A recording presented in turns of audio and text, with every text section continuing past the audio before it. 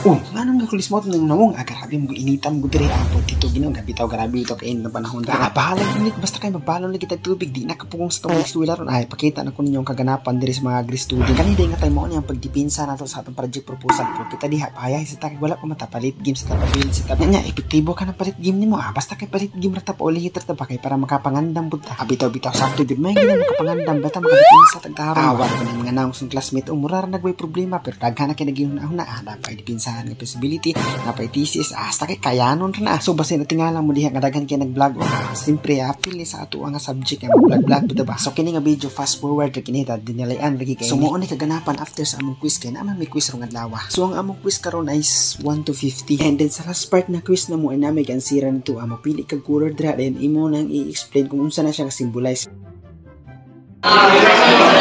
Ay, vlogger na tantanan.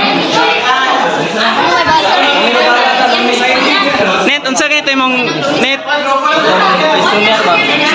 Net, unsa ganito imong one, imong red symbolize of love. Unsa symbolize sa red? Symbolize of dugo, blood. Love. Na priyas lang kinit. Ngayon sir kinit. Pwede na 1 minute.